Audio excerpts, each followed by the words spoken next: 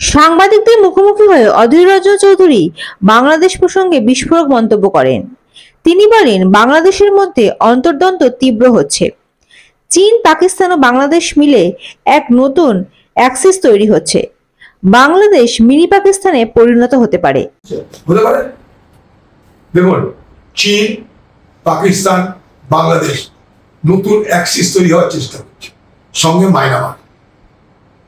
চীন, পাকিস্তান, বাংলাদেশ অ্যাক্সিস, অর্থাৎ আমাদের যেমন লাদাখ আছে, কাশ্মীর আছে,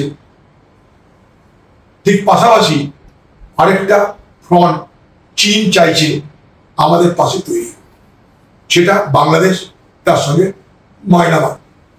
অতএব আজকের দিনে ভারতবর্ষের পশ্চিম সীমান্ত অনেক বেশি সুরক্ষিত, সেখানে অনেক বেশি নজর, সেখানে অনেক বেশি সামরিক বাহিনী মোতায়েন।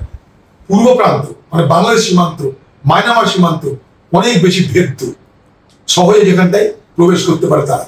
অতএব আমি মনে করি যে ভারত সরকারের এই মুহূর্তে উচিত যে আমাদের ইস্টার্ন ফ্রন্ট তাকে অত্যন্ত গুরুত্ব দেওয়া, অত্যন্ত গুরুত্ব দেওয়া। কারণ আপনারা জানেন এটা স্ট্র্যাটেজিক এলাকা হচ্ছে সিকিমের পাশে শিলিগুড়ি চিকেন নেক কে উপরে পাকিস্তান বাংলাদেশের মাধ্যমে, চীন বাংলাদেশের মাধ্যমে দুর্বল করার জন্য লালমনিরহাটে এয়ারফোর্সের আবার নতুন করে বিমান ঘাঁটি তৈরি করছে।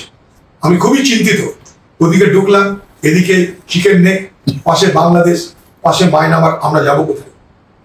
এবং আগামী দিনে যেমন জম্মু, পুঞ্চ, রাজৌরিতে সেল পড়ছে না, এরকম না হয় আগামী দিনে মুর্শিদাবাদ, মালদা, দিনাজপুর, নদিয়া, 24 পরগনা উপর থেকে সেল এসে পড়ছে, দেখতে না হয় আমাদের।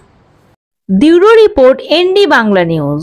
সবার আগে সব খবর, সঠিক খবর পেতে ফেসবুক পেজটি ফলো করে এবং ইউটিউব চ্যানেলটি সাবস্ক্রাইব করে রাখুন আর শেয়ার করতে ভুলবেন না।